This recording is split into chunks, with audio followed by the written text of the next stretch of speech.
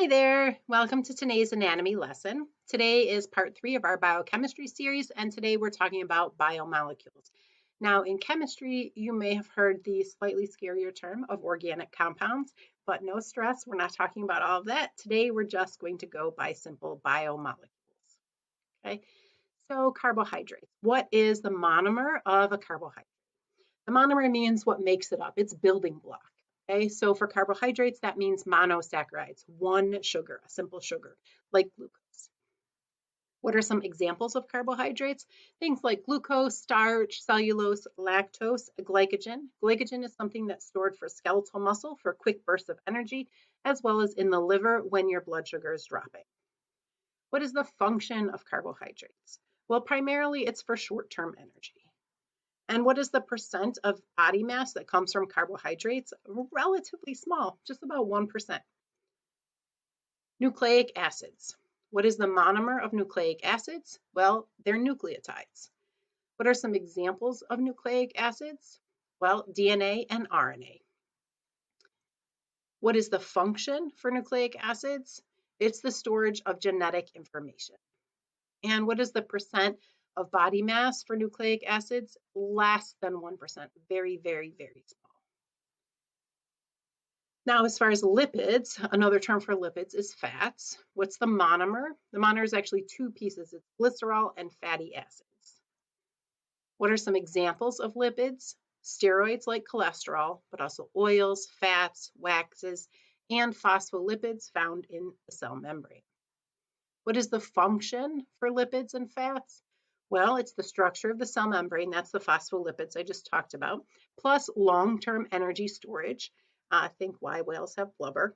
Okay, also cushioning and protection, heat insulation, again, whales have blubber. Also, lipids and fats are key for the absorption of 4 fat-soluble vitamins, A, D, E, and K. Without fat, we cannot absorb A, D, E, and K. Also, interestingly, that means that these 4 vitamins are vitamins that we can overdose on since they can remain stored in our fat cells. What percent of body mass comes from lipids and fats? Well, primarily it's about 12 to 18% in males, 18 to 24% in females. Remember how we talked about the water content being higher in males than in females, and that a lot of it was due to the increased fat content in females. And that's due to increased fat deposits in the hips and in the breast related to childbirth and caring for a young child. So what is a saturated fat, which you may have heard of? A saturated fat is an animal fat, and usually it's a solid at room temperature. So think of things like butter, lard, that are coming from an animal. What is an unsaturated fat? And that's a plant-based fat, usually liquid at room temperature. So canola oil, olive oil, vegetable oil. What are trans fats? Okay, that's when vegetable oils are heated. Sometimes they can become a solid, and that makes them more dangerous because trans fats are considered carcinogenic. Which fats are healthier for you then? Well, that would be unsaturated. They can be broken down easier and they're used more quickly to produce energy. So if you had to choose a plant-based unsaturated fat. And again, we talked about this already, but what are the 4 fat-soluble vitamins? A, D, E, and K. All must be dissolved in fat in order to be absorbed. But that also means, remember, we can overdose on them. The next category of biomolecules, and the final category, is proteins. What is the monomer? The monomer is amino acids. Remember, monomer means building block. What are some examples of proteins? Lactase, hemoglobin, actin, myosin, antibodies, growth hormone. What are the functions of hormones? Well, it's varied. They're used in our immune system for movement, for enzymes, for cell transport, for hormones, for transport proteins. Pretty much any function in your body is going to involve a protein. And what percent of body mass comes from proteins? Roughly around 20%. But again, that can depend on your fitness, as well as it can sometimes be different between males and females. Now, sickle cell anemia.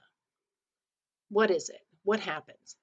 In sickle cell anemia, something is wrong with hemoglobin. There's one single amino acid mutation, one mistake. That one mistake completely changes the shape of the hemoglobin. As a result, that changes the shape of the red blood cells, which I'll show you in a minute.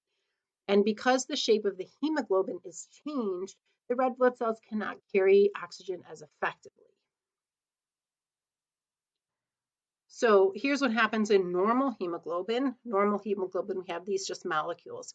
In sickle cell, the hemoglobin tends to clump together because of the altered shape.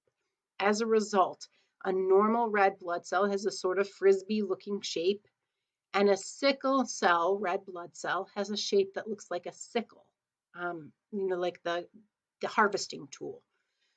The problem with that is sickle cells can get caught in small blood vessels and create problems like clots and pain and cell death, as it minimizes the amount of blood that can flow into that area.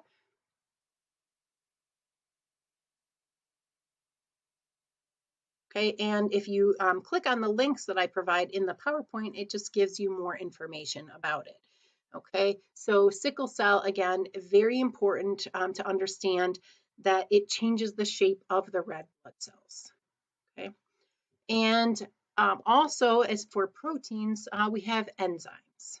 Okay, so what's an enzyme? It's a protein, hence we talk about it in our protein category. It's a protein that increases the rate of a chemical reaction. It lowers the activation energy needed. It makes it easier for that reaction to happen. And so it's a protein that either helps break down big molecules or helps build small molecules into bigger ones. Enzymes are not used up, so they're recycled and used over and over again. And that's good because it's a lot of work producing a protein. So if you had to make it again after one time, that would be ineffective.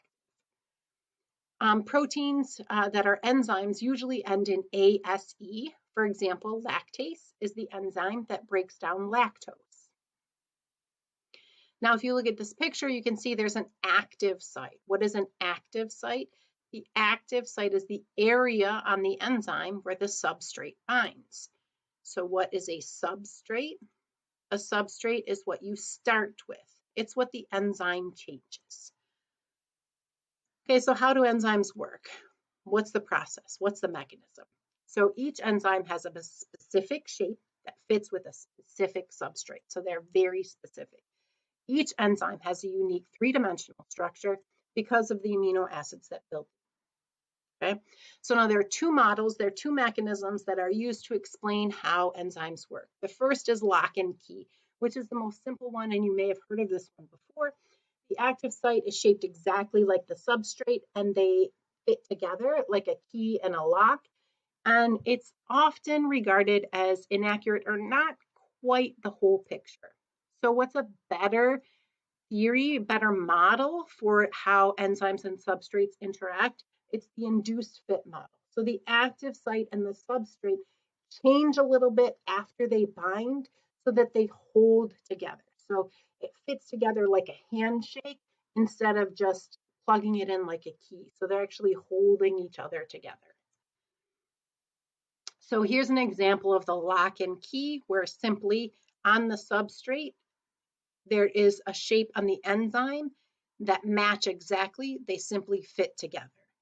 Here's the induced fit model, which shows that there's a shape on the substrate, it's true, but when the substrate attaches to the enzyme changes shape a little bit to hold that substrate in place.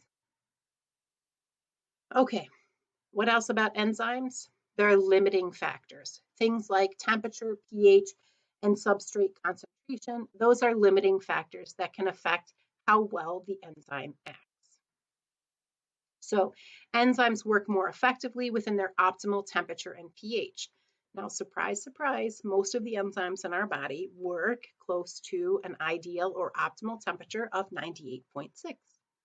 I wonder why. That's our body temperature. Okay.